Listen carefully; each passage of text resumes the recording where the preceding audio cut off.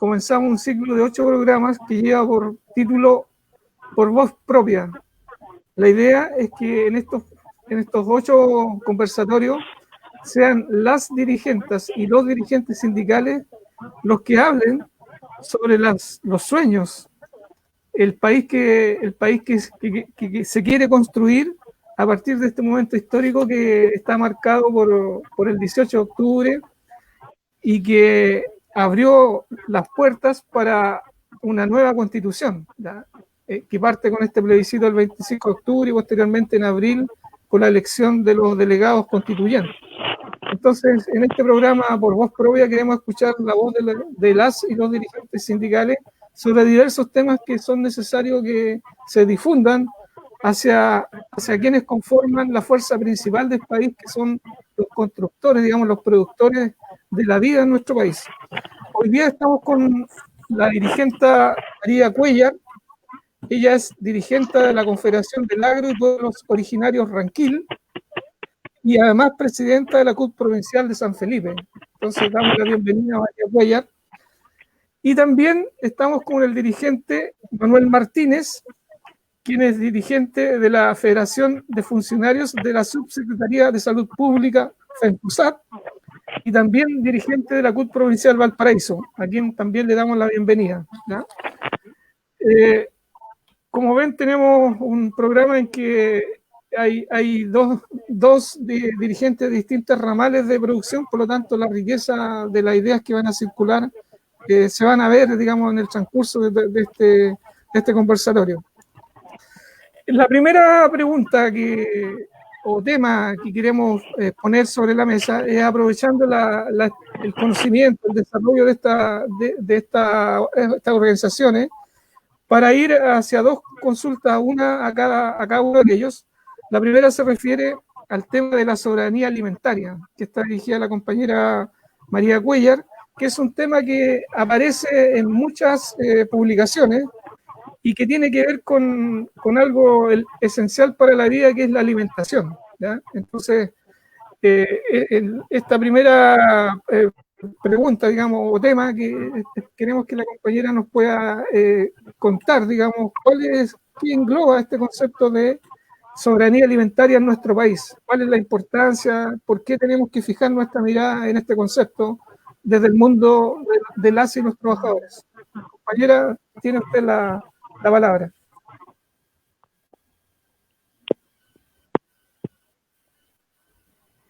Buenos días a todos y a todas.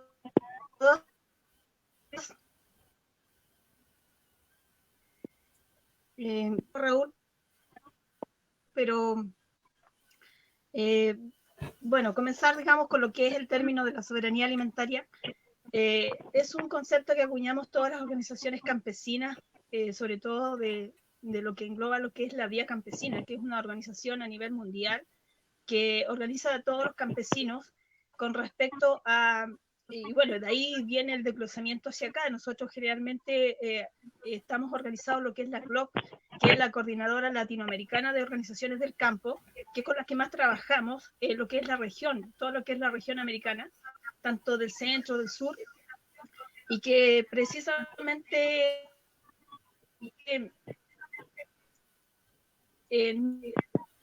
nuestro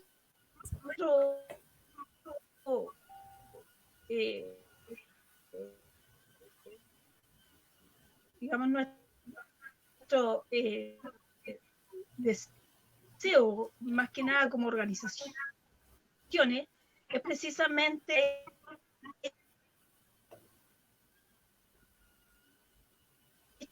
sin duda los gobiernos tienen que tener una política hacia las necesidades del pueblo en torno a lo que es la alimentación, pero con un sello específico, o sea, cómo la alimentación cumple con los requisitos que necesita una población para poder desarrollarse en su totalidad en torno a lo que es la alimentación sana. Y como históricamente se ha hecho, porque los pueblos históricos siempre han buscado desde el inicio, o sea, porque es una necesidad tan básica como es alimentarse, porque no es otra cosa, cómo ese alimento de lo que nos provee la naturaleza para el desarrollo del ser humano y de todas las especies, porque todo es una cosmovisión en respecto a cómo nos desarrollamos los seres humanos. Por lo tanto, las cosas que se dan son cosas que siempre ha existido dentro de la naturaleza y el ser humano ha tomado esa naturaleza para poder alimentarse. Hoy día, sin duda, tiene un manejo que es distinto, donde se apropian de lo que es el patrimonio, de lo que es, por ejemplo, el tema de la semilla, que es algo que también a nosotros digamos, nos preocupa mucho por el manejo que se ha hecho sobre el tema de la semilla. Nosotros vemos, por ejemplo, cómo hasta el día de hoy surge la amenaza de lo que es el TPP-11, que también ha estado muy en boga con respecto a lo que significa eso, porque el TPP-11, aparte de querer privatizar muchas cosas, como los derechos de autores, que se meten en todas las, digamos, todas las áreas, específicamente en el campo de lo que es la agricultura, tiene que ver, bueno, esto sin duda tenía que ver con la OPON 91, todo eso se rechazó, pero hoy día la privatización de la semilla viene justamente escondidito en el TPP-11, por eso nosotros somos contrario a eso, y hoy día, hace poquitos días me estaba informando de que hay organizaciones que están pidiendo al Congreso que se retire ese proyecto definitivamente, que ya no se, ni siquiera se trate de legislar, porque las organizaciones, más hoy día, con todo el avance de que están y las exigencias que tiene este pueblo, justamente con lo que es la revuelta, dentro de ellas, de la exigencia, está justamente no firmar el TPP-11, porque es un balazo en los pies a los pueblos, porque significa privatizar hoy día lo que es la semilla. Y la semilla es un patrimonio de los pueblos.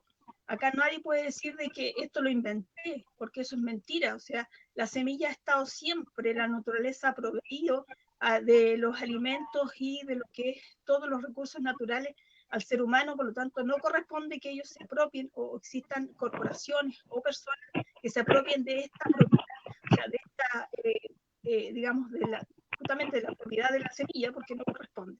Entonces, para allá apuntamos justamente a que la soberanía no es otra cosa de que sean los pueblos quienes determinen y que puedan proveer de alimentos al mismo pueblo. Entonces, eso nosotros hoy día lo vemos muy patético con respecto a cómo se hace la distribución de lo que se cultiva en los territorios y se le asigna una cantidad, y que lo vemos, por ejemplo, con los monocultivos, lo vemos con los paltos, con las viñas, y que no va por una decisión propia del país, sino que más encima son las transnacionales quienes determinan desde el imperio qué cosas se cultiva en cada región. A nosotros se nos tiene asignado, por ejemplo, el cultivo de lo que es la fruta. Y por lo tanto asignan a ciertos sectores que acá se va a cultivar fruta, aquí se va a cultivar este otro tipo de especies, y así, pues cada esto, entonces se cae en lo que es el monocultivo y no permite la biodiversidad. Eso ha acarreado una serie de problemas, también ligados a lo que es la privatización del agua, donde estas corporaciones se adueñan de la propiedad y se le asigna, digamos, los derechos del agua, dejando a un montón de comunidades sin derecho a poder seguir cultivando. Y eso lo hemos visto, por ejemplo, en zonas de Petorca, La Ligua, que tú ves una realidad muy contradictoria, donde ves los cerros llenos de paltos muy verdes y ves el plano, todo lo que es el valle absolutamente seco y con ninguna posibilidad de una gota de agua. La gente sigue abasteciéndose con camiones aljibes, con una cantidad muy racionada, digamos, de agua, que apenas alcanza para lavarse las manos, y con esto de la pandemia se ha visto muy agravado porque existe la campaña y dice lávate las manos, pero resulta que la gente no tiene agua, porque se lava las manos. Entonces, sin duda ha sido algo muy contradictorio y que no permite, digamos, lo que nosotros estamos potenciando, que es la biodiversidad. Las plantas siempre se han potenciado unas con otras, con lo que es el control de las plagas, con un montón de cosas que se fortalecen unos con otros, con el tema de las polinizaciones, o sea, y además que están expuestas a demasiado agrotóxico. Entonces, ahora, por ejemplo, venía la cuestión de una excesiva inocuidad de los productos, digamos, de los alimentos que se están exportando, pero eso sigue en la línea de seguir exponiéndolos a más pesticidas todavía. Entonces, hace un tiempo atrás nosotros hacíamos un estudio en que, por ejemplo, cada alimento que se exporta, por parte baja tiene 7 aplicaciones, tanto en pesticidas como en hormonas y otros componentes que se le echan, porque, por ejemplo, en el tiempo donde está por cosecharse lo que es la uva, que es lo que más acá, digamos, digamos, en el Valle de la Concagua se da, lo que más se cultiva, tú ves que los parrones se fumigan prácticamente a diario, mañana y tarde. Entonces, ¿qué clase? O sea, ¿qué cosa estás consumiendo? Pero aún así, eso, lo que se exporta, también tienen una cantidad a la cual se tienen que someter de los agrotóxicos. O sea, tienen que tener una medida en la cual les permite exportar. Cuestión de que no sucede, por ejemplo, con los cultivos menores de verdura. Ahí vemos muchas verduras que están por sobre las normas. Y eso es para el consumo nacional. Entonces, sin duda, ahí hay una directa relación entre lo que estamos comiendo y lo que está resultando de eso. Hemos visto hace muy poco, o sea, hasta el año pasado, la gran cantidad de cáncer que existe. Ahora también, hace mucho tiempo, se habían hecho estudios con respecto que en las zonas agrícolas es donde más nacen niños con malformaciones congénitas. También vemos cómo estos sectores están más expuestos a los agrotóxicos, digamos, a todos estos venenos. Vemos mucha proliferación de los cánceres, de todo tipo, mucho cáncer gástrico, cáncer al colon, pero no hay un estudio acabado en torno a cuál es la relación que tenemos con la exposición a los agrotóxicos con las enfermedades. Mira, no estoy viendo el tiempo, así que yo no sé si estoy más que del tiempo que me pediste, pero que sin duda acá tenemos mucho que ver, tenemos mucho que estudiar con respecto a las relaciones que hay entre enfermedades que comemos, la exposición a los agrotóxicos. O sea, hay una serie de cosas en las cuales sin duda acá la gente que está involucrada en esto no tiene ninguna intención de aclarar, porque nosotros no tenemos la posibilidad, por ejemplo, de saber qué se está aplicando. Eso no se transparenta. Y por lo tanto, hay muchas cosas que se hacen a espaldas de la gente y que sin duda hay una directa relación en las consecuencias. Nosotros estamos solamente cosechando las consecuencias de un modelo de agroexportador, pero que sin duda no queda detrás de eso, porque la ganancia ya sabemos quién se la lleva y eso se aplica en todas las áreas productivas de este país. Entonces, nos quedamos con las consecuencias más encima con una gran cantidad de mano de obra que se ocupa, pero una mano de obra precaria, donde no te da estabilidad laboral, donde no te da posibilidades de tener, y de hecho la forma como se cultiva también todo eso, como el trato laboral que se da, es justamente un trato muy indigno, porque normalmente ocupa la capacidad máxima de los seres humanos en relación, porque se ve que todo se trabaja a trato. Esa forma de trabajar, que significa dar al máximo a las personas porque depende de cuántos tú produzcas, lo que vas a ganar, eso sin duda tiene también consecuencias a la salud, sobre todo músculo esquelético, con montones de deficiencias. Vemos gente de 40, 45 años que ya no puede trabajar porque está muy afectada de su, qué sé yo, de lo que son los tendones, del tema digamos, de los lumbagos crónicos que se dan por la sobreexplotación de la gente, porque eso es. Así que, bueno, hasta ahí yo me quedo porque no sé, en realidad los minutos creo que me tomé demasiado.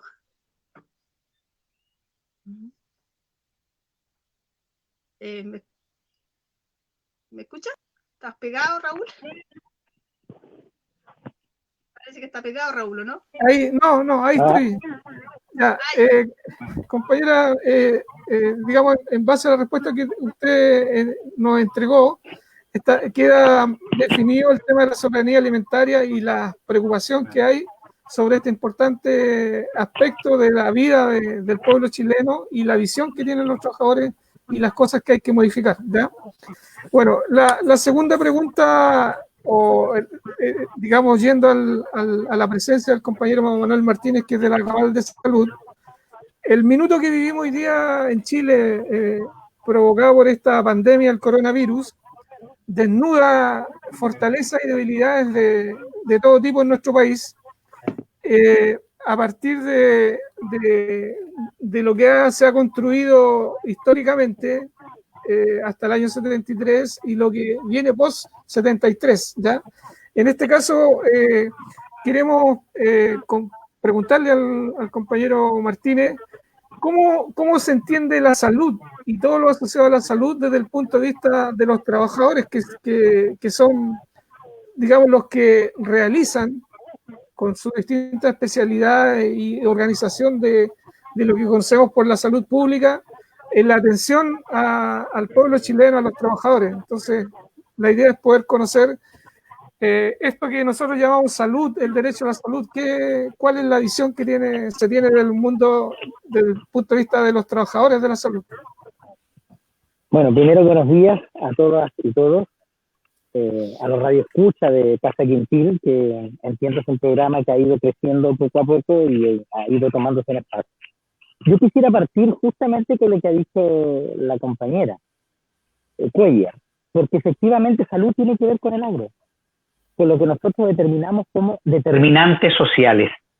Cuando un trabajador es sobreexplotado, cuando el alimento lleva demasiados químicos, cuando el área productiva agraria no establece la componente principal de establecer la soberanía alimentaria a partir también del número de productos a producir para la satisfacción nacional, estamos hablando de determinantes sociales en salud. Nosotros a ese ejercicio le hemos puesto un nombre, hemos dicho que salud hoy día reviste una condición de seguridad nacional, es una cuestión de seguridad nacional en salud. Efectivamente, porque los actos que te atribuyen a la población son de tal envergadura que no logran suponerse su solución a partir del capital. Y aquí yo quiero hacer dos cuestiones que son esenciales.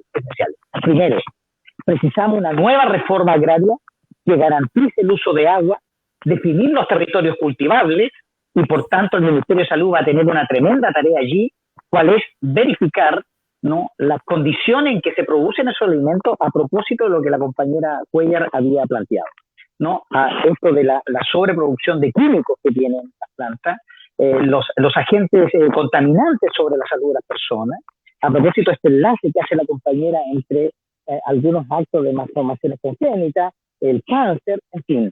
Efectivamente, pero para eso también necesitamos un sistema público potente, un sistema de salud que atribuya las condiciones de investigación que perdimos cuando perdimos el Instituto de Salud Pública y dejó de hacer esos estudios y análisis.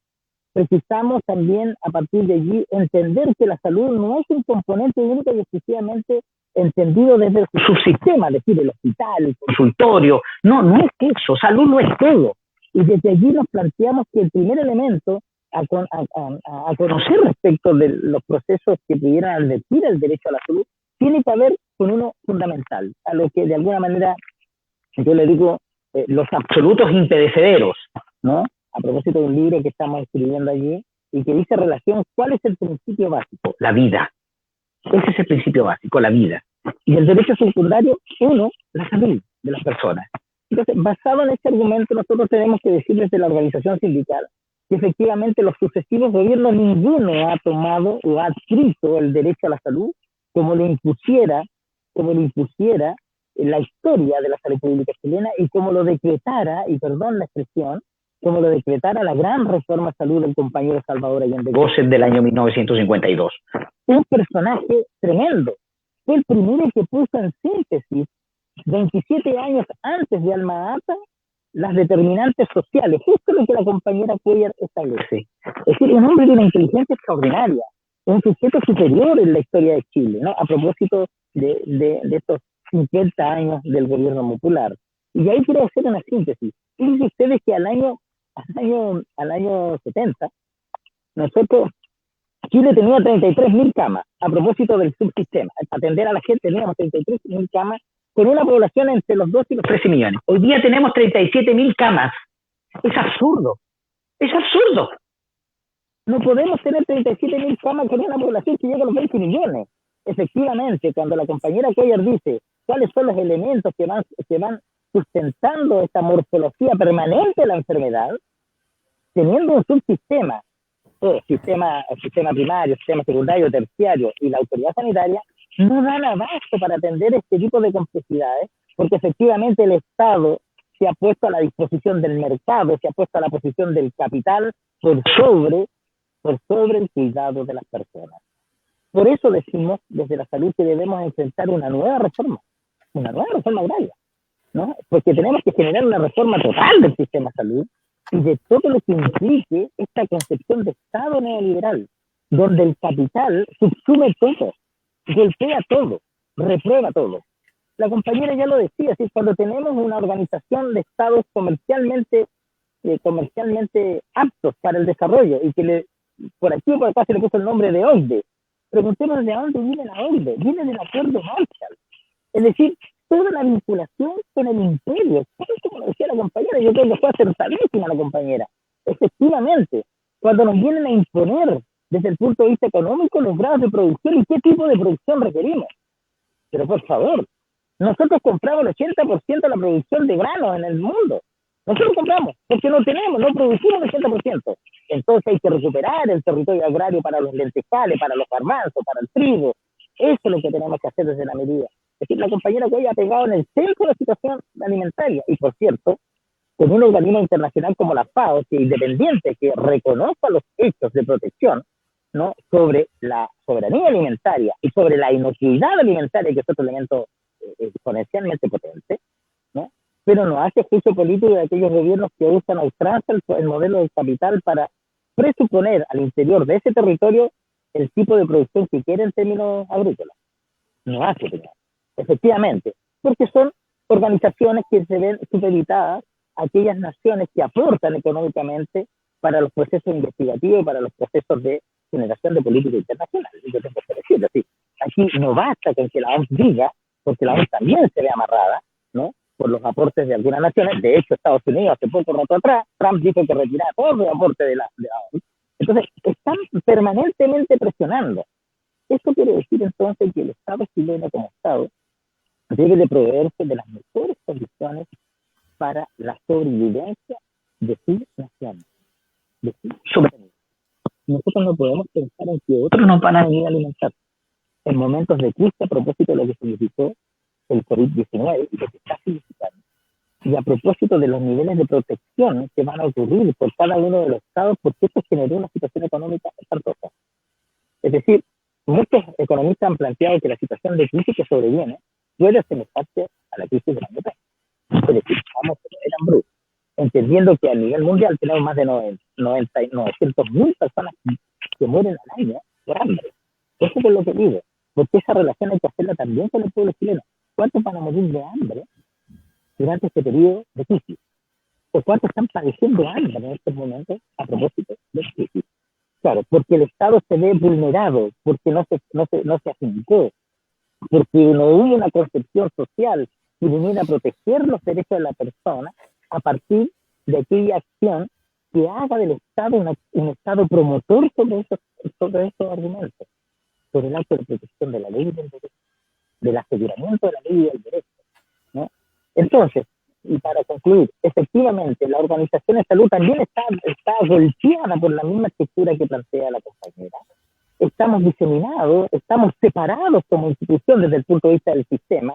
Tenemos dos grandes subsecretarías, una de salud pública y una de redes, que al calor de la pandemia ha quedado claro que no tienen ninguna comunicación, que no tenemos ninguna certeza de lo que hacemos, porque efectivamente se ha puesto en el centro la negociación del capital que genera salud a propósito de la enfermedad. En este país conviene más los enfermos que los no enfermos, porque eso es lo que ha planteado en reiteradas oportunidades Mañalich. No se olviden que dice, a cualquier oportunidad, que él es el presidente de los enfermos, es decir, la lógica de la enfermedad como un negocio permanente para el Estado. Los trabajadores de salud dicen, no, nosotros no tenemos enfermos, ojalá no existieran los hospitales como los trabajadores de salud. Nosotros tenemos que potenciar, evidentemente, la atención primaria de salud, porque tenemos que anteceder al problema, tenemos que resolver el problema y no acostar los hospitales en la unidad de urgencia, no tener el número de camas que nos faltan, no tener el número de muertos que tenemos por neumonía. Anualmente tenemos 9.000 muertos por neumonía en Chile. y se mueren en su casa porque no hay cómo atenderle en los hospitales. Eso no es una ley. Como dice la compañera, la forma de tapar la relación diaria del desarrollo de nuestra sociedad ha llegado al epítome del escándalo, ¿no? Porque efectivamente somos un Estado subsidiario, absolutamente impropio sobre la magnitud del acto solidario que debiera ocurrir y que precisa ser cambiado. Bien, bien, compañero Martínez. Ahora vamos a pasar a un segunda área de temas a tratar. Nosotros sabemos que septiembre es Allende, ¿ya? Por dos momentos históricos que tienen una relación, pero vamos a partir por el momento más importante para el pueblo chileno y está asociado a la victoria de la elección del 4 de septiembre de 1970, ¿ya? Que da paso a un gobierno popular que recoge el legado desde comienzos de siglo de los grandes luchadores que hubieron en nuestro país a partir de la industria del salitre, también del campo, y que cuaja el 4 de septiembre, ¿ya? Entonces, estamos celebrando los 50 años del triunfo de la Unidad Popular, y la pregunta que subyace es qué cosas rescatamos de esta experiencia popular, del legado del presidente Allende, que es importante decirlo, para enfrentar el momento que viene, que es un momento de alta lucha, de una lucha política, ideológica, económica, en torno a delinear una nueva constitución. Pero en este momento queremos centrar, digamos, la discusión en el gobierno popular y cuáles son las grandes cosas que se rescatan hoy día desde los dirigentes sindicales, desde los trabajadores. Podemos hablar de las 40 medidas, el papel que tuvo la CUT como organización que adhirió al gobierno, al programa de la Unidad Popular y fue parte del gobierno. Hubieron ministros que fueron obreras, digamos, en el gobierno popular, algo que hoy día es impensable. Entonces, la pregunta, digamos, partiría de la compañera María Cuellar. La idea es un entorno de 6 minutos para responder. ¿Cómo se ve hoy día esa experiencia, el legado, digamos, y qué usted destacaría de ese momento histórico que vivimos en Chile? Compañera.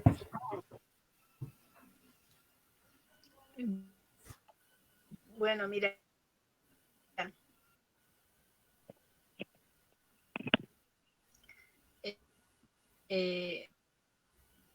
Yo creo que el hito más importante para el mundo del campesino tuvo que ver con la profundidad.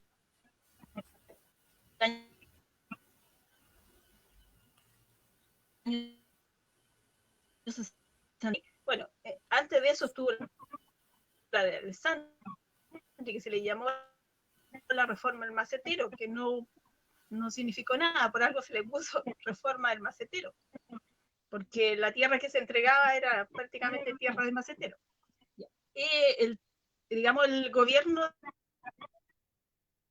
de Frei inicia la reforma agraria mirando un poco a lo que se venía y cómo se veía la revolución cubana. Entonces, para evitar eso, se lanza, digamos, porque la distribución de la tierra era escandalosa, la concentración, el latifundio, y sin embargo tenía una población absolutamente empobrecida que no podía optar ni siquiera a lo más básico, que es la alimentación, malnutrida.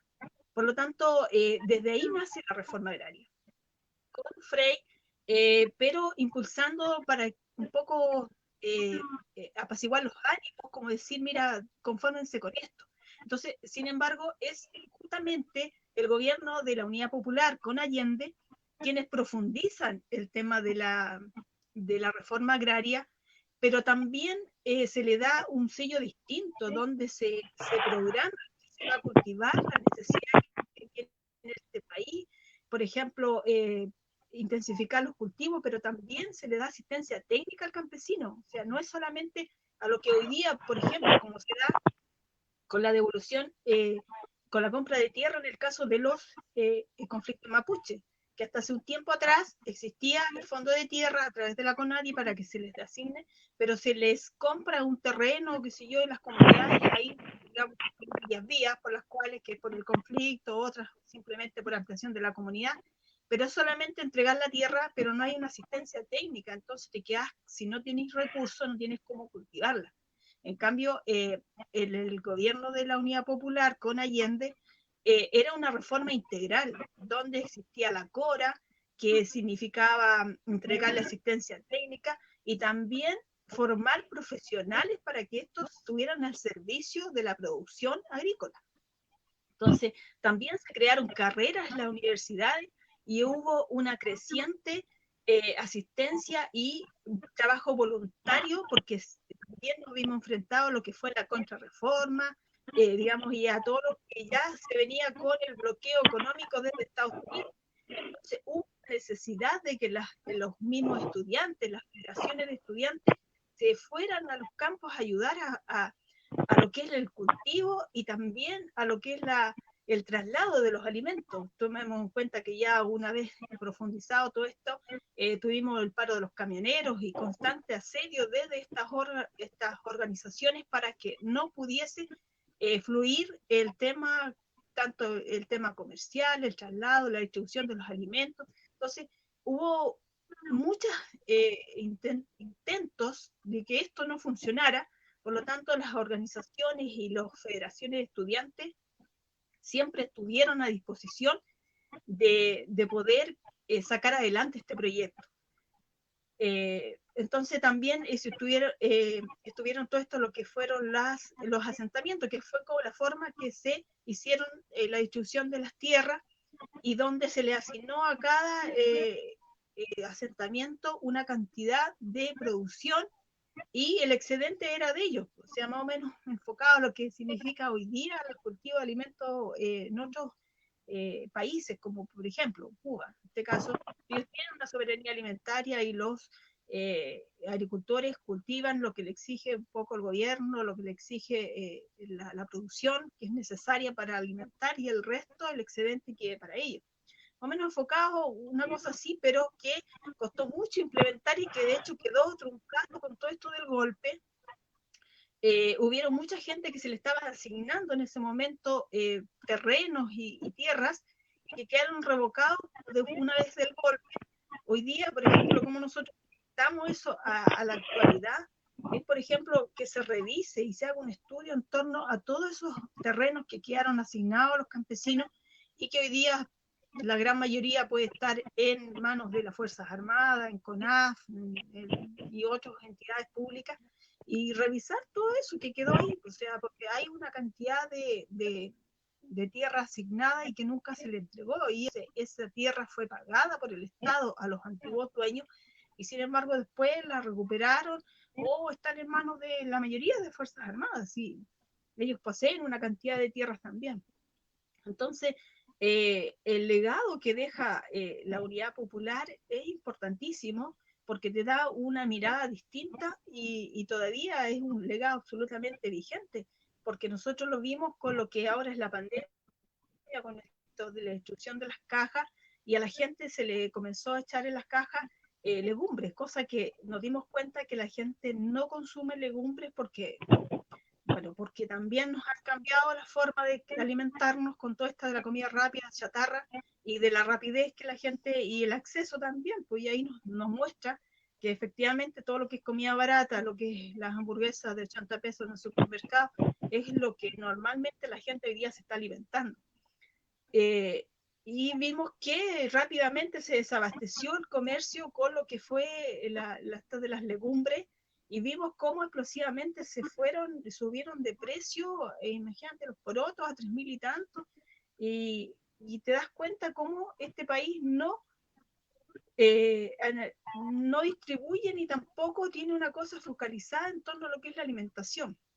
Entonces, cuando se plantea y se hacen estas campañas de come sano, no sé, pues, y todas estas cosas, a la final terminan siendo para una élite de la población que realmente tiene conocimiento en torno a lo que significa el alimentarse, y para la gran mayoría es el rastrojo, pues la cuestión, el desecho, porque hay que decirlo, o sea, todo lo que es la industria alimentaria, que está llena digamos, de aditivos que son muy nocivos. Todo lo que es la comida industrial está con una carga de conservantes, digamos los preservantes, todo esto, los colorantes, que sabemos que el colorante es una de las cosas, de los aditivos que aumenta la posibilidad de adquirir diabetes. Vemos cómo la diabetes hoy día es prácticamente una pandemia, con el tema de la sal, la gran exposición de lo que es el sodio. La gente tiene todo esto de la hipertensión, y que han sido justamente los dos elementos donde más ha atacado mortalmente el tema del COVID, porque son ellos el grupo de riesgo y que se ha expuesto, y que es la gran mayoría de la gente que ha muerto, ¿ya? Porque precisamente son o con asma y todo lo que son con enfermedades preexistentes, han sido la gente que ha pagado las consecuencias. Pero ¿quién hoy día, quién es la población más expuesta a estas pandemias? Es justamente la gente que peor se alimenta, porque tiene una directa relación entre conservantes, colorantes, conjuntamente con el tema de lo que es digamos, la exposición a todas estas enfermedades que ya prácticamente son pandemias en nuestro país. Pues hoy día es difícil escuchar a alguien que diga y que tenga cierta edad que no tiene diabetes y no tiene hipertensión. Entonces, sin duda que necesitamos que se dé una vuelta a lo que significa hoy día cómo nos estamos alimentando. Entonces, por lo tanto, el proyecto de la Unidad Popular hoy día tiene una tremenda importancia, que eso por los tiempos. Sí, sí, compañera, yo a la próxima le voy a avisar, ¿ya? Bueno, no se preocupe.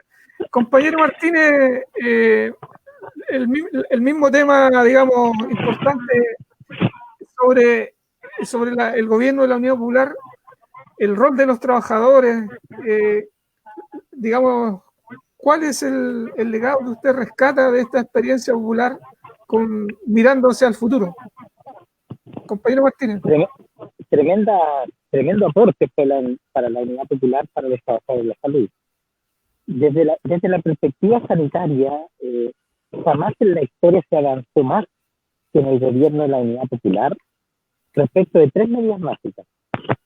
Y que dicho sea de paso, me doy el lujo de nombrarlas por su número: la medida número 14, la 15 y la 16. Una apuntaba a la necesidad de la protección materno-infantil. La segunda apuntaba a la alimentación del infante. Y la tercera, de la cercanía, de la necesidad de un consultorio al lado de la población. Es decir, diríamos que fue la preocupación máxima de un Estado a través de sus aparatos de salud para estar no cerca, al lado de la población, al lado. Ese marco y ese posibilitamiento de acceso a la atención directa y no al acceso que hoy día establece la Constitución Política, el artículo 19, lo que posibilitaba fue asignar algunos elementos importantes. Primero, la creación del PNAC, del Programa Nacional de Alimentación Complementaria, a propósito de lo que planteaba la compañera, ¿no? Segundo, la necesidad de reducir la protección materno-infantil, porque la mortalidad infantil, que venía decreciendo, ojo con esto porque va a dar un dato estadístico, al año 60, por los propios médicos de derecha, tuvieron que reconocer el programa de salud Salvador Allende impulsado al año 52, ¿no? Durante el periodo de 9 años se había reducido casi en un 16% la mortalidad infantil. Y nadie entendía por qué. ¿Por qué? Porque al viejo se le ocurrió que había que alimentar mejor a los cabros chicos. Tan simple como esto, ¿no? Y evitar la infección infectocontagiosa a propósito del agua, a propósito del lavado de manos, higienización básica. Y eso es lo que hizo Allende durante el 52 y que viene a reducirse con el gobierno de la Unidad Popular y su pareja.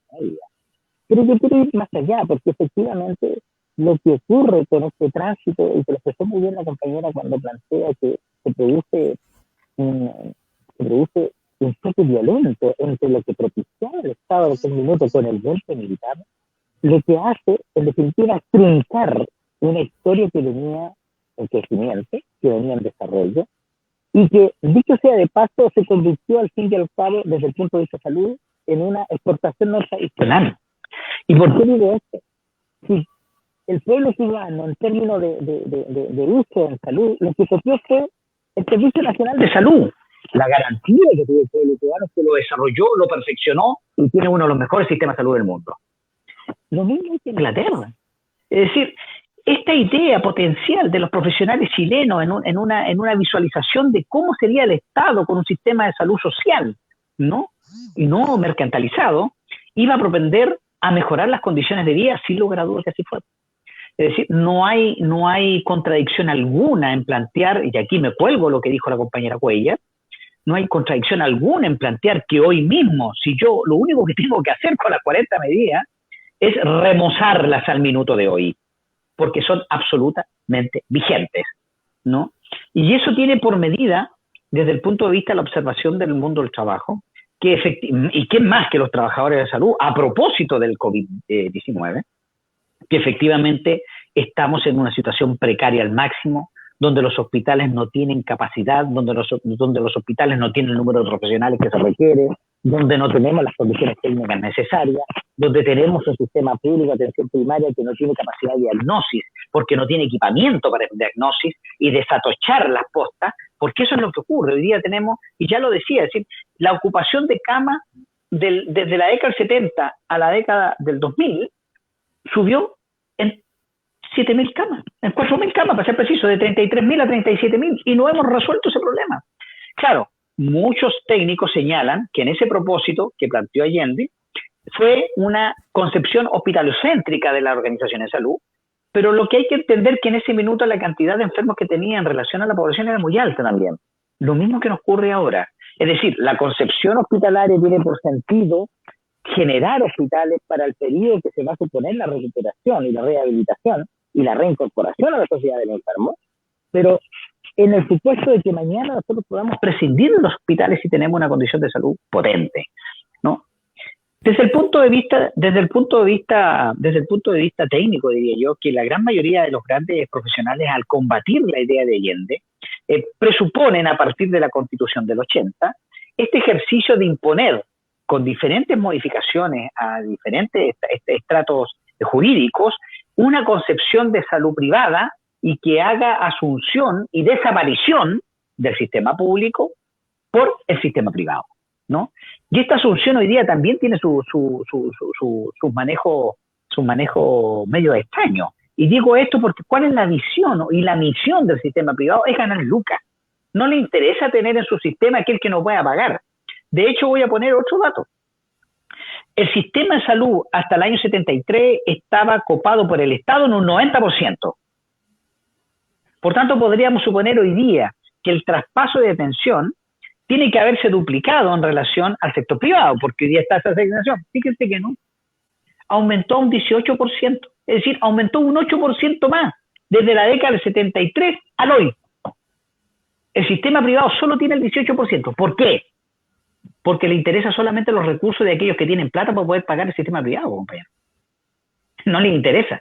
Los pobres se pueden morir, pero al mismo tiempo hace uso del aparato público con los recursos que dispone el Estado a propósito del PIB para la mitad que va dirigida a alrededor de 3 o 4 millones y se quedan entre 14 y 16 millones de chilenos atendiéndose con la otra mitad del PIB. Es decir, uno se lleva casi el 3.5 y el otro se lleva, para 16 millones, el 3.5. Es decir, no tiene ningún sentido. Ningún sentido. La reforma de salud planteada por Allende, el robustecimiento de las 40 medidas, de las cuales acabo de mencionar 3, en definitiva lo que vino a hacer es potenciar el sistema de salud para generar la recuperación de la mano de obra, para hacer de este país un país productivo, que pudiera autosustentarse, donde los territorios se consignaran en función de la capacidad y la calidad de producción. Pero al mismo tiempo heredamos problemas que tienen que ver con algunas cuestiones medioambientales y que en el hoy tenemos que ver cómo las vamos a resolver, pero lisa y llanamente es decir que desde la perspectiva del gobierno popular nada se ha escrito mejor de lo que se resolvió en el programa de la Unidad Popular y sus 40 medidas, en particular estas 3 referidas a salud. Muy bien, compañero Martínez, gracias. Llevamos casi 45 minutos de programa, nos quedan 45 minutos más. Y la idea es tocar todo lo importante, ¿ya? Es tocar todo lo importante. Y así hemos avanzado y se nota en las opiniones que ha expresado la compañera María Cuellar y Manuel Martínez, que van mostrando la opinión de los trabajadores sobre distintos temas que muchas veces no se escuchan, y eso es lo que queremos conocer, ¿ya? La tercera área de conversación de esta mañana, de este programa, tiene que ver con el contrato, primero con el empleo, el contrato, las leyes sociales, la seguridad en el trabajo, la jornada de trabajo y las condiciones de vida de los trabajadores, ¿no? En Chile hay aproximadamente 12 millones de hombres y mujeres, a partir de los jóvenes hasta gente que trabaja con más de 65 años, con 70 años, que lo único que tienen para vender, digamos, es su fuerza de trabajo, y nos damos cuenta de que solo cotiza una cantidad en la AFP, particularmente de 4,5 millones a 4,8 millones de trabajadores. Entonces la pregunta es, ¿qué pasa con el resto? Y cuando discutimos, y ayer veía un foro donde se hablaba el tema de no más AFP, digamos, nuevo sistema de previsión, siempre la discusión queda sesgada como que los que cotizan, pero la realidad chilena nos muestra que hay una cantidad importante de 4 o 5 millones de trabajadores que no cotizan porque no tienen un contrato formal. Entonces, a esto le sumamos en el marco de la pandemia la cesantía, hablamos de cerca de 2 a 3 millones de trabajadores. Entonces, la CUT planteó un ingreso mínimo líquido de 510.000 pesos, ya en su pliego que lanzó en noviembre del 2019. Tenemos esta alta cesantía en el mundo de la mujer. Entonces, la idea es poder preguntarle cómo construimos un país donde si yo trabajo tenga un contrato, y si tengo un contrato tengo un salario que me permite vivir, y cómo se pagan las leyes sociales en nuestro país y eliminamos esto que hoy día existe, que hay una masa importante de trabajadores y trabajadores que en definitiva no reciben lo que tienen que recibir, ¿ya? Entonces, en este ámbito quería que ustedes pudieran exponer su idea respecto a lo que se ha comentado. Compañera María, son 6 minutos. Ya, compañero. Bueno, efectivamente en lo que es el trabajo agrícola, tú ves la gran mayoría de la informalidad en el trabajo. Justamente aquí es la precariedad. Cuando se inicia, digamos, todo lo que es el boom de lo que es la agroexportación, también nace en este sector lo que es la tercerización del trabajo. Y empezamos a conocer esta figura de los contratistas.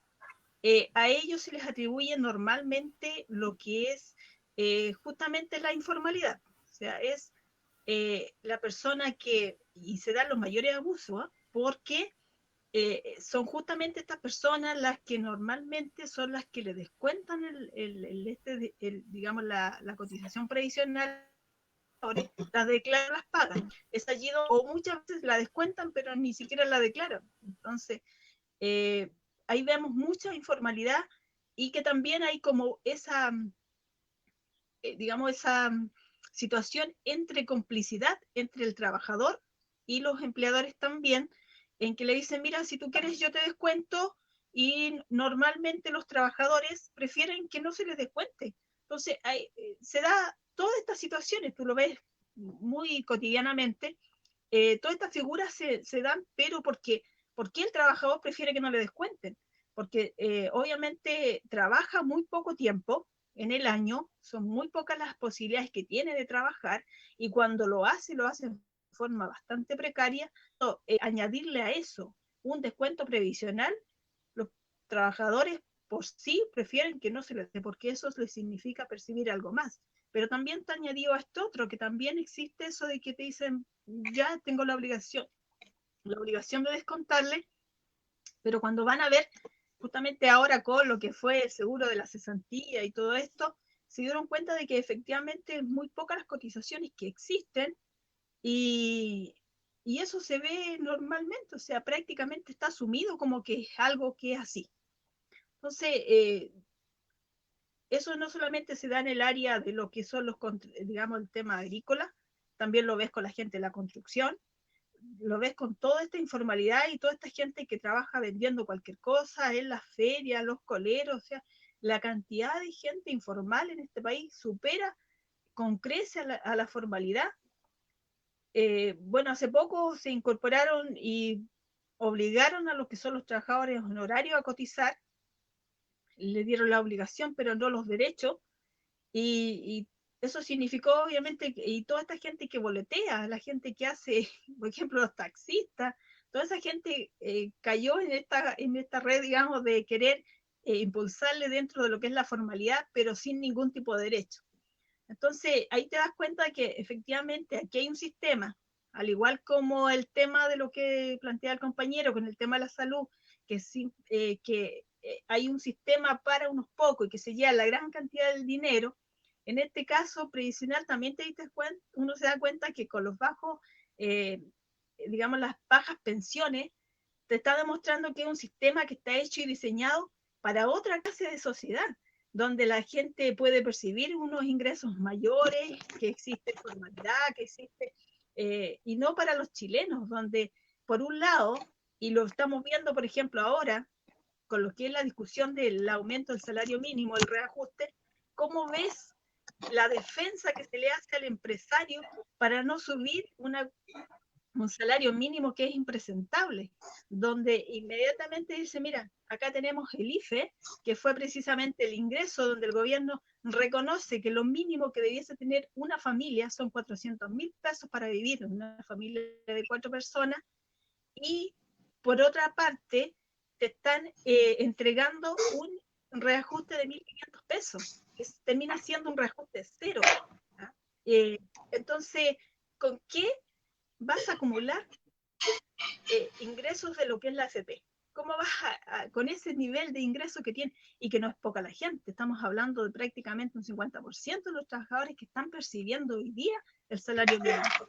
Ese es, digamos, el techo para muchos y no es el piso, porque por algo dice un salario mínimo, pero la gran mayoría lo toma como el techo, hasta ahí yo pago, más allá yo no voy a pagar.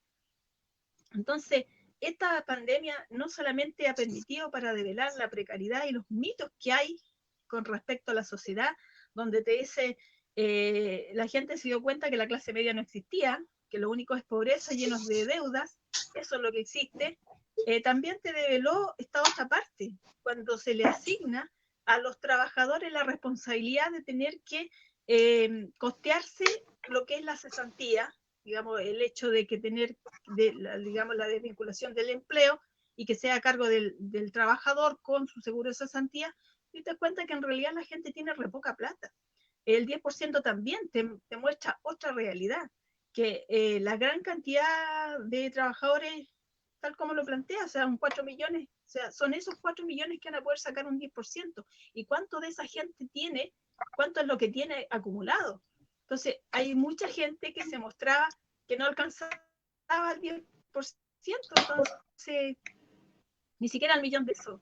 ¿Ah? Y eso ya estaba más o menos contemplado lo que iba a ser la reforma previsional, mirado desde de la visión del negocio, que efectivamente ya se veía o se estaba mostrando de que no era de interés para la industria de la AFP, por lo tanto esa gente que tuviese menos de una cantidad de plata prefería devolverle y no hacerse cargo de ellos con sus pensiones. Entonces, ahí te está mostrando las dos caras, o sea, hay un modelo económico que es para un segmento y sin embargo de una población que tiene una realidad económica distinta, pero implementado en la precariedad misma y con medidas que ellos mismos están planteando de cómo cada día precarizan mucho más el empleo, con menos sueldo, con menos, y eso está claramente establecido en lo que hoy día ha sido la negociación de lo que es el reajuste del salario mínimo. O sea, ¿cómo vas a aumentar 1.500 pesos cuando estás viendo la necesidad que hoy día está teniendo la gente? O sea, es de una incongruencia que no se entiende, donde los únicos que aquí no se han puesto es justamente el empresario. Entonces, todo lo que sea a cargo del Estado, sobrecargarlo en el sentido de puro subsidio, que el subsidio al empleo, el subsidio a esto, el subsidio a lo otro, pero que cuando se trata de decir, mira, lo mismo un poco lo que está, la defensa que están haciendo con lo que es el impuesto a los súper ricos. O sea, acá hay una tremenda defensa de decir, no, imposible, o sea, van a quebrar, se van a ir, o sea, se van a ir los capitales para afuera, y todas las amenazas que hacen, y siempre con respecto a eso, donde querer darle todas las garantías al empresario y sin embargo que el trabajador termine poco menos que pidiendo, por favor, dame trabajo. Entonces, eso muestra ese Chile que duele, porque en realidad es un Chile que te está hablando desde la desigualdad, te está hablando de que no es posible, y eso lo vemos en todas las áreas, con todas las áreas de la producción, en todas las áreas de los servicios, en todas las áreas es más o menos la misma metodología. Entonces, querer seguir estrujando más a los trabajadores cuando ya no tenéis más que estrujarles y ya les estrujaste todo lo que ya había en esta pandemia, y decirlo claramente, o sea, acá todos los que han pagado el costo de esta pandemia han sido los trabajadores, tanto con el seguro de la cesantía como con, digamos, el 10%, cuando decían ellos, mira, son 12.000 millones de dólares que vamos a inyectar a la economía en un año y medio, y sin embargo, con el 10%, inmediatamente en un mes, los trabajadores inyectaron 20.000 millones de dólares a la economía. ¿Vieron cómo se reactivaba? Entonces, ¿cómo vamos a seguir y vamos a permitir que se... ¿Sí? Compañera. Ya, compañero. Bueno, eso termino, o sea, nada más. Sí. Muy bien. Compañero Martínez, la misma idea respecto a este mundo, que existen trabajadores como de primera y segunda, los que tienen contrato en Chile y los que no tienen contrato, no tienen leyes sociales, y a veces uno escucha que la propia organización de los trabajadores, o sea, piensa más en los trabajadores que tienen contrato, que están organizados, pero no en este mundo que es muy importante y que debe acabarse en Chile, ¿ya? Entonces le entrego la palabra a usted. Sí, yo creo que desde la perspectiva del análisis del trabajo, la primera cuestión que tenemos que hacer es retornar en el acto constitucional al derecho al trabajo en Chile. Y entendido que el derecho al trabajo en Chile tiene que ser un trabajo bien remunerado y con un contrato vigente. Cuando planteo esto es porque estoy señalando que hay veces que la propia central comete errores. Y yo sé aprovechando que está la compañera Cuellar, lo quiero plantear, porque muchas veces lo he dicho. La central no puede seguir haciendo anuencia a datos estadísticos que entrega el INE, cuando efectivamente el INE se basa en la estructura legal chilena. La CUT tiene que plantear sus propias estadísticas, y aquí tenemos un problema serio, muy serio, porque la CUT sigue planteando que en Chile hay 8 millones de trabajadores, y yo soy de la condición de que aquí no hay 8, aquí hay casi 14 millones de chilenos que trabajan, y solamente 4 millones de chilenos son los que aportan en términos de beneficio a los actos sociales. ¿Y por qué digo esto? Porque los únicos que pagan imposiciones son 4.5 millones de chilenos, pues, compañeros. Y ese es un problema serio, porque también aquí hay dualidad de actos y que tienen que ver con esta concepción de la pequeña y mediana empresa que contiene el 74,6% del empleo en Chile. Pero también tengo que decirle a la pequeña y mediana empresa que gracias porque dé pega, pero resulta que esta pequeña y mediana empresa no es capaz de regularizar casi el 80% del empleo en Chile, pues, compañeros.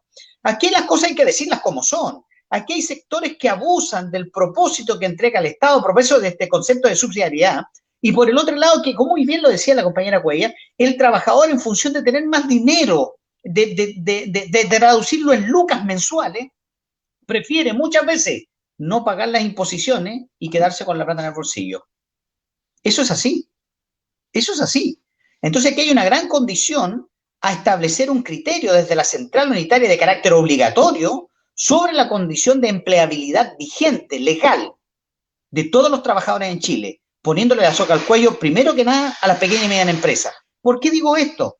Porque efectivamente no podemos dilucidar la vida de Chile en el propósito del trabajo digno si no somos capaces de reconocer quiénes son los que aportan el trabajo, quiénes generan trabajo y cómo se conduce la legalidad de ese trabajo.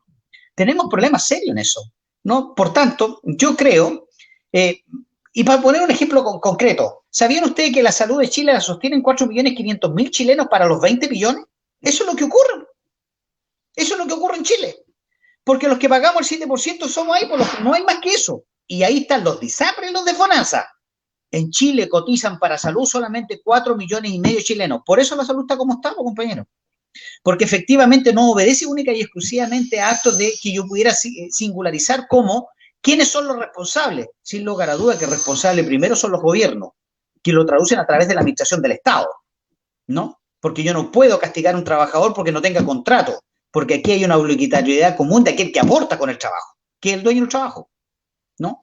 Pero también hay una condición no menor, y que lo planteó muy bien la compañera, y que se dice o se hace a partir de cuál es la remuneración básica que requiere un chileno para su subsistencia. Efectivamente, ese es un tremendo problema. Es un tremendo problema. Entonces se suceden algunas contradicciones, y aquí no quiero entrar en contradicción con la CUT, pero no me parece, y aquí lo planteo como gremio desde el ámbito de salud, no me parece que si el año 19 estábamos propiciando 510.000 pesos de sueldo, hoy día aparezcamos solicitando 400.000 pesos de sueldo. Yo pienso que nos pegamos algunos balazos en los pies las organizaciones sindicales cuando nos olvidamos del pasado próximo, ¿no? Y no sabemos lo que propusimos antes y estamos proponiendo otra vez. Efectivamente, la movilidad de la economía nacional sobre el empleo y sobre el trabajo tiene que estar dilucidada a partir de crear nuevamente la empresa de Estado, a generar la movilidad del Estado en el empleo en propósitos de crisis como el que tenemos hoy día, y a recuperar la empresa en el Estado para que entregue salario digno, ¿no? Yo creo que tiene que ver con eso, no hay otra emotividad en esto, ¿no? Ni mala intención en esto, sino que efectivamente el propósito del neoliberalismo de crearnos en todos, o que todos nos creamos, que somos pequeños emprendedores. ¿Emprendedores de qué? Si aquí por cada 100 emprendimientos que nace diario, 100 se muere, compañero. Y lo dice la estadística, no lo digo yo. Porque aquí hasta el que vende cuchuflí en la calle no aparece como un trabajador, aparece como un empleador, porque él generó una mini empresa. Vender cuchuflí en la micro. Porque no está considerado en el ámbito estadístico. Entonces lo que tenemos que hacer desde el punto de vista del mundo del trabajo es que la central tiene que habituallarse de su equipamiento técnico, y que pueden ser trabajadores, no tienen por qué ser profesionales, es una cuestión de sumar. Ya, ¿quién está en el área del trabajo? ¿Qué es lo que es esto? ¿De dónde somos? Para poder dilucidar. Somos 20 millones de chilenos, de los cuales, por eso insisto, son casi 14 los trabajadores en Chile, y que están siendo sostenidos única y exclusivamente por los impuestos generales a través del IVA y por los impuestos individuales que pagan solamente 4.500.000 chilenos. El tema del trabajo, el tema del empleo formal en Chile es una cuestión de crisis profunda, compañero, porque está generando en una sociedad que no quiere, o la está acostumbrando esta sociedad a no compartir, a no ser solidaria con el otro. Y eso es un problema, porque ahí se exacerban los individualismos, en una concepción de éxito absolutamente perdida, porque aquí éxito tiene aquel que puede encumbrarse a través de la estafa del otro para poderse hacer de capital. Porque el problema en definitiva tiene que ver con la propiedad, tiene que ver con el capital, tiene que ver con la plusvalía, tiene que ver con la subsunción. Tiene que ver con una discusión ideológica sobre la sociedad. Porque aquí hay muchos también que se atribulan cuando hablan de socialismo, porque los socialismos están medio caídos. No, yo pienso que no, compañero. Los socialismos y el capitalismo se sostienen sobre personas, y cuando las personas fracasan, no es que haya fracasado la idea, fracasó la persona. Por tanto, hoy día plantearnos también la posibilidad del socialismo en Chile es un hecho concreto y real si queremos tener empleo para toda la comunidad laborante y productiva de nuestro país. Bueno, bien, compañero. Hemos tocado varios temas y entramos al último tercio del programa, hasta las 2:30. Y otro tema muy importante, que es el tema contingente que nace producto del golpe, ¿cierto? A partir del golpe empieza la lucha, cómo no terminamos con la dictadura fascista de Pinochet, cómo recuperamos lo que se había construido en el país por el gobierno popular. Y bueno, han pasado estamos en 47 años del 11 de septiembre del 73. Desde el mismo día del golpe se inicia la lucha de los partidos populares, de los trabajadores, que tiene distintos momentos a lo largo de estas casi 5 décadas.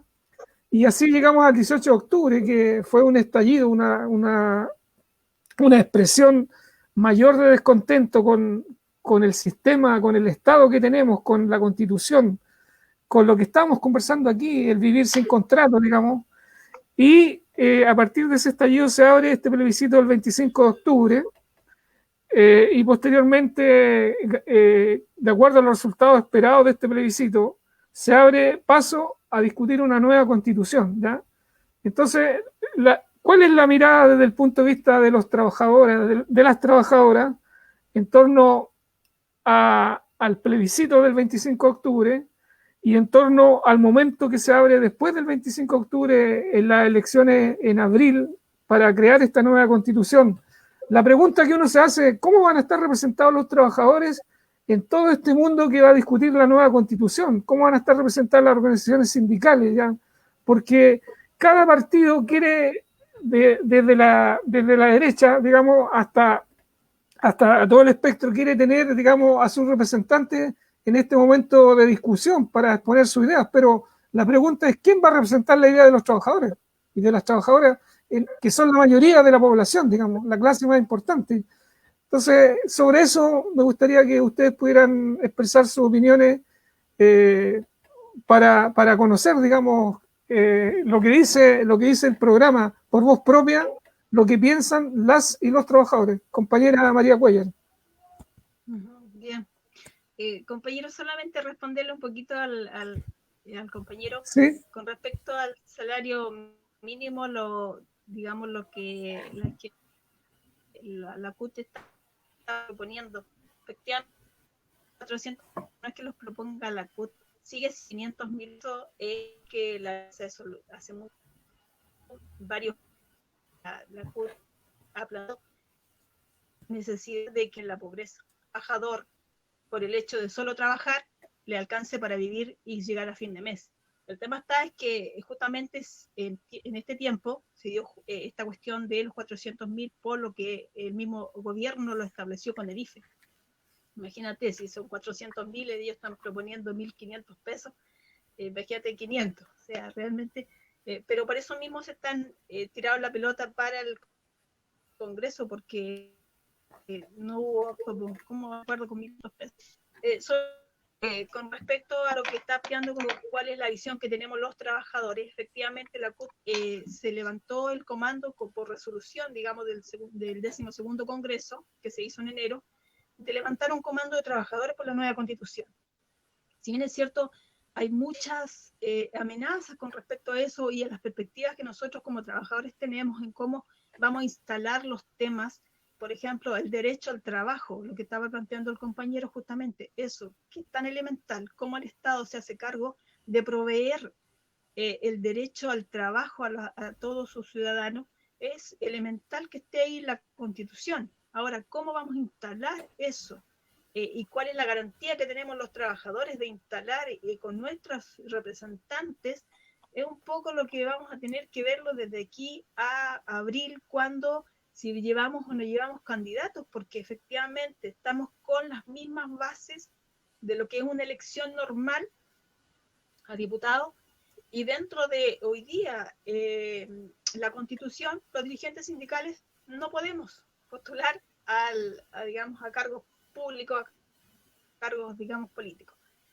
Entonces va a ver qué se hace, porque hasta el día de ayer, por ejemplo, al comando de los trabajadores no se les reconocía el llevar apoderado, y tenía que ser a través de los partidos políticos. Entonces recién ayer el CERVEL se iba a pronunciar con respecto, y ayer se cumplía el plazo además. Entonces, si se nos permitía al comando de trabajadores llevar apoderados de mesa para el plebiscito. Entonces, sigue siendo con la misma metodología que se hace de las elecciones hasta el día de hoy, porque van a ser 150 representantes, igual que los mismos diputados, con el mismo quórum que hoy día tenemos. Imagínate, nos colocaron ese quórum de los 2/3, que si bien es cierto, la gente dice, no, si se va a poder, pero vamos a ver, o sea, realmente igual existe esa suspicacia, porque efectivamente esto se va a avanzar o no se va a avanzar. Tenemos al día de hoy, y yo creo que hay que decirlo, cómo se ha comportado en estos 30 años esta llamada oposición, que vimos cómo administraron este modelo de estos 30 años, y por qué la gente hoy día se desilusiona y ya no quiere nada con los partidos políticos. Entonces, porque a la final los partidos políticos se han comportado desde todos, o sea, desde la derecha hasta la oposición, de la misma manera. Entonces, cuando sin duda que es legítimo que la gente tenga desconfianza de lo que viene después, porque yo creo que hoy día el proceso de lo que es el 26 de octubre es un paso. Yo creo que eso no está en discusión el apruebo. Quizás lo que produce algo de confusión es lo que nos metieron ahí con el tema de lo que es la asamblea mixta, que no tiene ningún asidero, porque lo que la calle y la gente y los trabajadores estaban exigiendo no era precisamente la convención constituyente. La gente gritó claro y fuerte que quería una asamblea constituyente, darle el poder verdadero al pueblo, que decida una constitución y que la pueda redactar libremente. Pero bueno, o sea, ya vimos cómo el 15 de noviembre los partidos se colocan de acuerdo para salir de este trance después del 12 de noviembre con esta tremenda huelga nacional que se hizo, el paro nacional que se hizo con todas las organizaciones, y pactaron todas estas formas, cómo se va a hacer. Sin duda que no da tremendas garantías a los trabajadores de que realmente va a ser lo que los trabajadores y lo que la calle está exigiendo, porque lo que está pidiendo la gente es justamente son otro tipo de garantías, no es lo que hoy día tenemos, pero aún así los trabajadores no se van a restar a este proceso y vamos a ir, se está haciendo llamado desde todos los comandos, digamos, sobre todo el comando de trabajadores, de votar el apruebo y votar convención constituyente, porque es lo que hoy día en este momento tenemos, pero sin duda siempre está la exigencia de querer seguir tirando y desplazando un poco más allá las garantías que necesitamos para que realmente la Constitución contenga todo lo que los trabajadores necesitan que contenga. Entonces, sin duda que esto todavía está en disputa, es algo que siempre va a estar tirada y afloja. Entonces, vemos cómo la derecha trata de instalarse, cómo quiere garantizar, o sea, en el hecho, o sea, ya se dan cuenta, por ejemplo, que y ahí tenéis dividida a la derecha con que dice ya nosotros vamos por el apruebo y lo que importa aquí es cómo sacamos los constituyentes y no precisamente a la mitad de los constituyentes, les basta el tercio que ellos necesitan para poder parar todos los cambios que se necesitan. Y también vemos que desde la otra parte a mí me cabe la duda real si efectivamente esta otra parte se va a poner o no se va a poner con los cambios que Chile está exigiendo, porque vemos cómo estos 30 años, justamente esta otra parte, lo que es basado principalmente en lo que es la socialdemocracia, ha justamente atornillado para el otro lado y ha instalado y profundizado este modelo neoliberal. Entonces, sin duda que cabe la duda que con estos constituyentes, que si realmente van a comportarse como el pueblo está pidiendo, o van a seguir haciendo lo mismo que hicieron el 15 de noviembre, con esta, ponerse, digamos, en la cuestión de las cuatro paredes, digamos, esta cuestión de los acuerdos, porque hasta todavía surge esta cuestión de los consensos, pues. Todavía pena bastante el tema de los consensos, pues. O sea, como hoy día, hasta el día de hoy, todo esto quieren resolverlo en una cuestión de cuatro paredes, a espaldas de la gente. Y la gente sin duda que quiere otra cosa. Entonces yo creo que todo esto está en disputa. Es una cuestión que ahí está como una olla de presión tratando de bullir por algún lado, porque no, ahí nos tienen encerrados con el tema del COVID, por lo tanto todo es sin disputa todavía. Eso, compañero.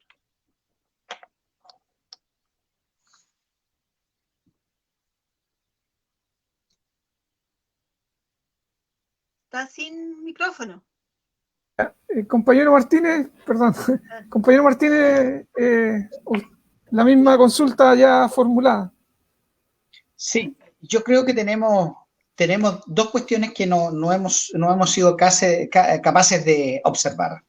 Primero, tenemos una organización nacional desplomada, y digo organización nacional en todos los ámbitos de la sociedad, sindical, social, estructural, con serios problemas para poder habituallar una condición preeminente y favoritaria hacia el ámbito del apruebo. Cuando digo el ámbito del apruebo me refiero a aquellos que queremos o estamos soñando con modificar la Constitución y que efectivamente pueda producirse esa tal modificación en las perspectivas que el pueblo se ha diseñado. Dicho esto, efectivamente la compañera lo retrató muy bien. Estamos amarrados a una ley electoral que va a impedir bajo todos los medios legales que participen los dirigentes sindicales y que de hecho están impedidos, ¿no? Así es simple, no va a haber cambio en esa retórica, porque efectivamente, inclusive para el ejercicio de la participación, tengo que renunciar a la organización sindical, inscribirme en el partido político y esperar que ese partido político me ponga número 1 en la lista, porque aquí no se ha dicho toda la verdad, no se ha dicho toda la verdad. La composición del acto electoral a propósito de pactos y subpactos, si yo pudiera ir y no siendo militante de un partido, me deja al final de la lista. No tengo ninguna posibilidad de salir. Solamente soy un contribuyente en número de votos, porque tendría que doblar al uno de la lista, que es del partido, para poder salir adelante y representar la organización sindical. Es decir, tenemos una serie de, yo diría, de contrafuertes que hacen casi un imposible el poder generar. Pero no me quiero quedar en el ánimo del desánimo. Lo que quiero establecer es cuál es la tarea que tenemos que hacer, compañero. Porque ese es el problema. La compañera plantea sobre el tercio. El tercio ya lo tiene la derecha, compañera. Ellos representan 3.265.000 votos en Chile. Lo tienen. Los que tienen que doblar la votación somos nosotros, que tenemos 3 millones de votos. Tenemos que hacer 9 millones de votos. Necesitamos 3 millones de votos más para cambiar las reglas del juego sobre la composición o la componenta de esta convención, ojalá que no sea mixta, que sea convencional, ¿no? 100% electa, y que efectivamente haya posibilidades de representación de opinión política al interior de la generación de esta nueva constitución. Pero yo quiero ir más allá. Es decir, no nos podemos quedar en que en este proceso única y exclusivamente, que va a estar amañado, porque ya está amañado, en una, comillas, constitución en blanco, porque no es blanco, ¿no? Ya viene con un goarismo que dice 2/3, ¿no? Si no están los 2/3, nada se discute, porque eso es, y al fin y al cabo nos quedamos amarrados con la desesperanza, y en esa función de desesperanza yo digo, no, aquí hay una esperanza, y el pueblo tiene que estar movilizado durante este proceso de discusión, porque tenemos que hacer la discusión en la calle, en los barrios, en las escuelas, en los sindicatos, en paralelo con lo que se esté discutiendo en esta constituyente. Porque ese acto paralelo, ese acto de ebullición social, va a permitir que aquellos que estén adentro digan, a ver, o hacemos lo que el pueblo llama, o aquí tenemos un problema serio de insubordinación al Estado actual. Ese es el tema, pues, compañeros. ¿Cómo los vamos a organizar? No teniendo organizaciones sociales. Y cuando digo no teniendo organizaciones sociales, porque las han desmembrado, porque tenemos una situación de decisión permanente, sin decir más allá, la organización sindical, que hayan 12 organizaciones en salud, sin poder atribuir una sola organización a un solo acto ramal, nos está indicando lo que aquí ocurre, ¿no? Tenemos problemas, serios problemas de organización. Entonces, la primera tarea es organizar, la segunda tarea es llamar, y el tercero, disponernos a la batalla que hay que dar en cada espacio y en cada territorio para que este acto constitucional vaya por el camino que podamos potenciar, porque efectivamente tenemos reglas del juego que nos amarran, que nos atan y que efectivamente nos dejan bye.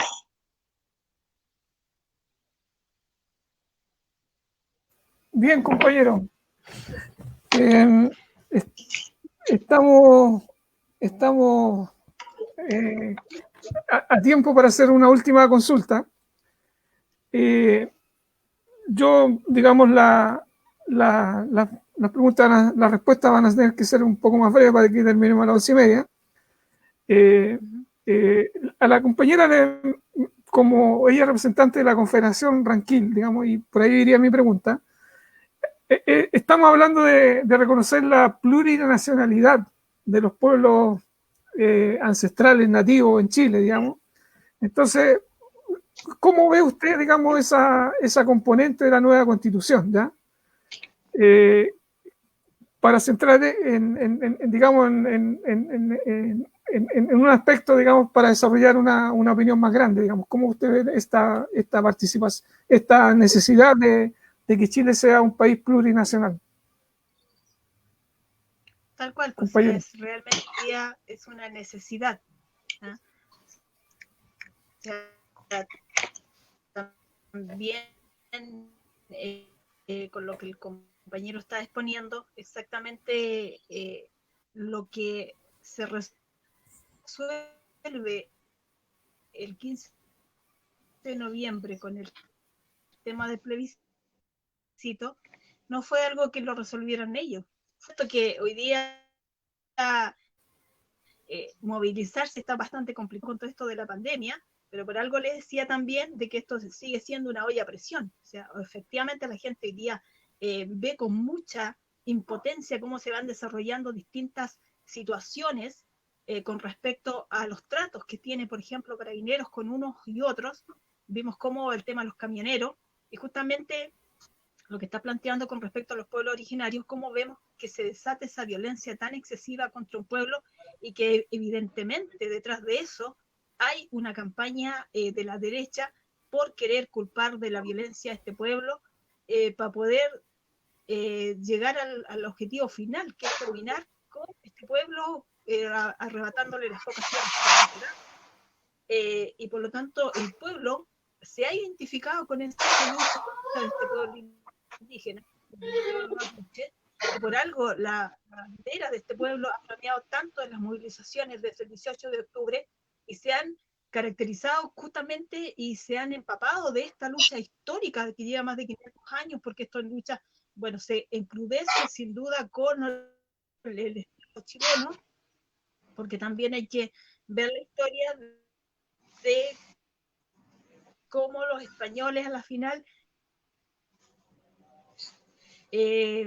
pactan con ellos. Existe ese pacto donde la colonia española reconoce al pueblo acá a nosotros, pero sin embargo es el Chile que termina criminalizando, termina arrebatando todo al pueblo mapuche. Entonces, hoy día, sin duda, que el pueblo chileno reconoce y se solidariza con todo el pueblo y todas las naciones mapuche, o sea, todas las naciones indígenas que existen en Chile, porque no solamente el pueblo mapuche es uno de los pueblos indígenas, sino que acá tenemos muchos pueblos indígenas, y por lo tanto ese reconocimiento que da el pueblo, que no lo hace, por ejemplo, la oligarquía y los pueblos, y digamos los partidos políticos de derecha y otros partidos más también, el pueblo es distinto, el pueblo está por darle ese reconocimiento constitucional y que Chile dentro de la Constitución se declare como un pueblo plurinacional, porque así tenemos la experiencia comparada de otros países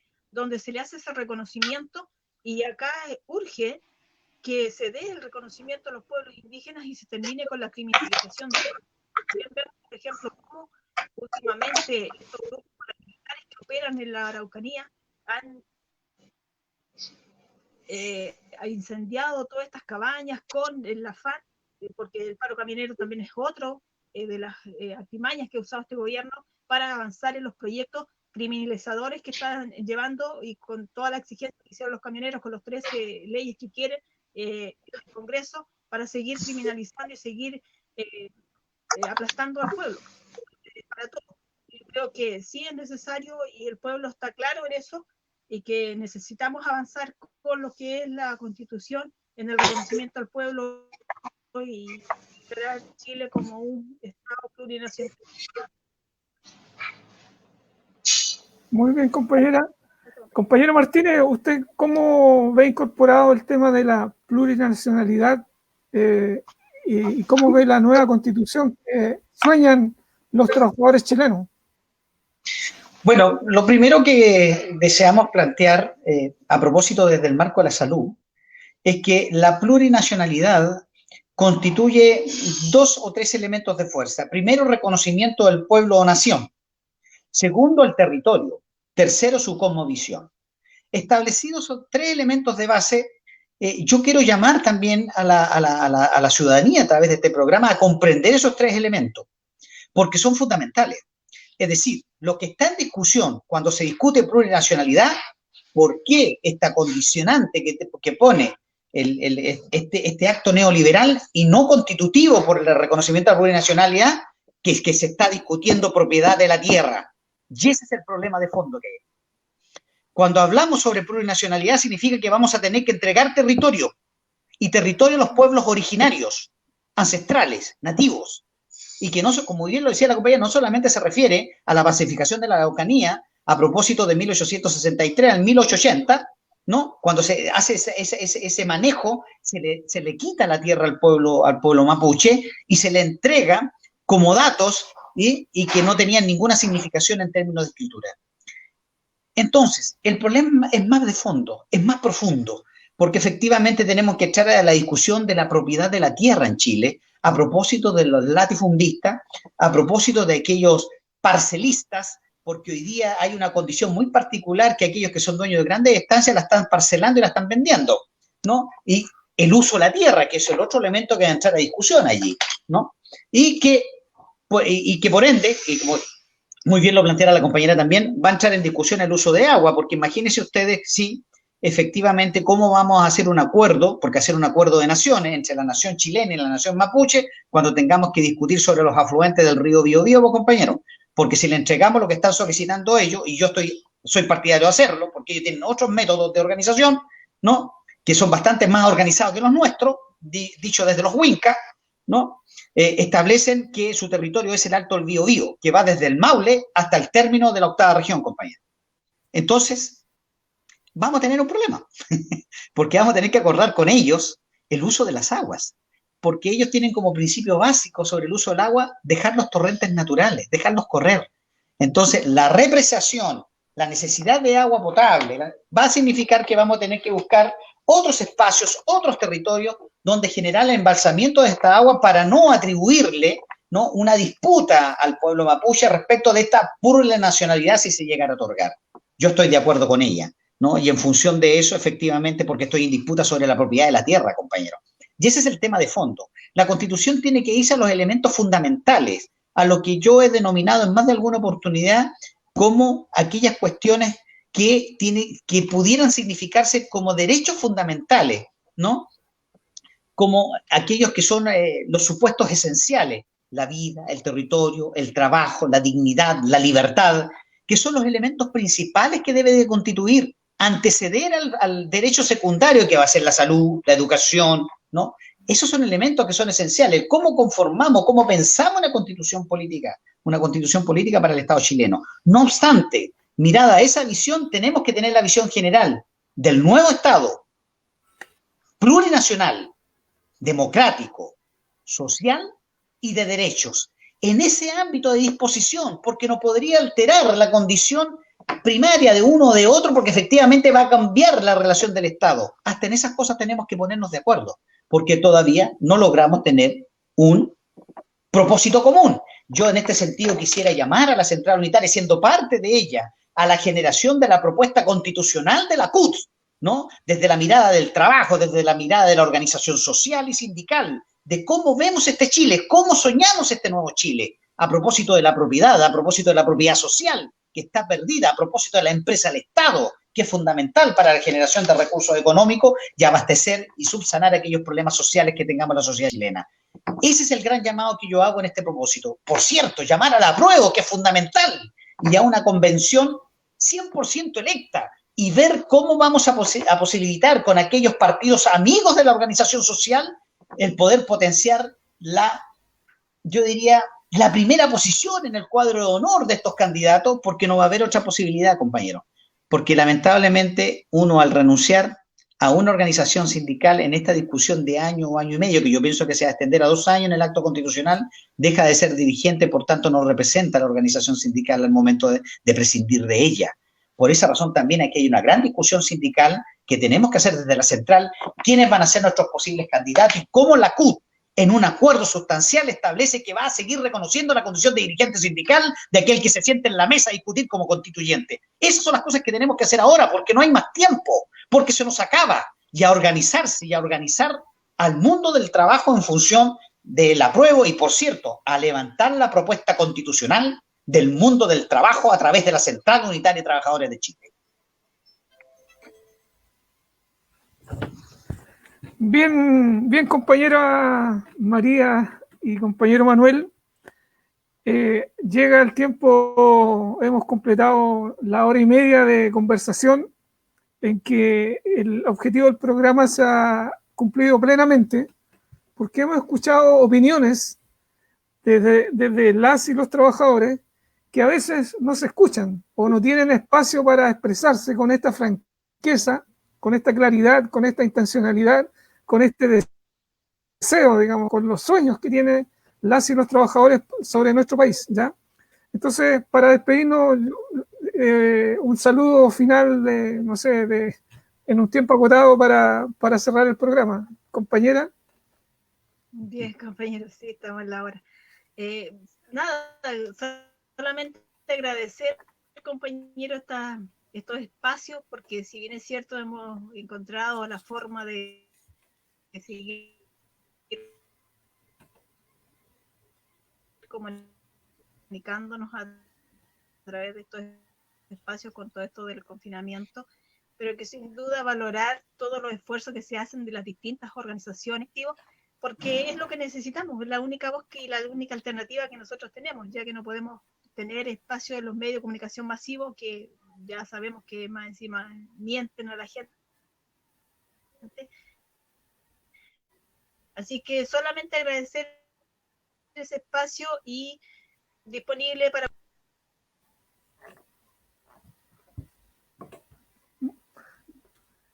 Muy bien, compañera. Sí. Sí. Ya. Muy bien, compañera. Compañero Martínez. Sí, saludar a todos los oyentes y en particular a la panelista compañera María Cuellar, representante de género del mundo sindical y de la Central Unitaria de Trabajadores, que no los atribuye mi pasión, porque yo vivo de la pasión y sueño con la pasión del mundo sindical, creo en la organización sindical, y llamar al pueblo de Chile a este 25 de octubre a expresarse con voluntad, con confianza, que lo tenemos cuesta arriba, pero creemos que es posible llevar los 3 millones de votantes que necesitamos para doblarle a estos carajos que se han hecho dueños de Chile. Y en eso también invitar a la compañera que tenemos que tener una conversación de rama a rama, porque efectivamente hay que romper con la ley Minagri, que pretende hacer de Chile un negocio sustancioso de la tierra, y romper con la inocuidad alimentaria que afecta a la salud de las personas. Yo creo que tenemos una conversación pendiente ahí sobre la ley Minagri. Ya, cuando quiera. Muy bien, queremos agradecer como Casa Quintil la presencia de la compañera María Cuellar y el compañero Manuel Martínez, que ha sido un programa muy interesante, como es la idea de escuchar por voz propia qué piensan las y los trabajadores chilenos sobre el momento que estamos viviendo y sobre la historia de Chile.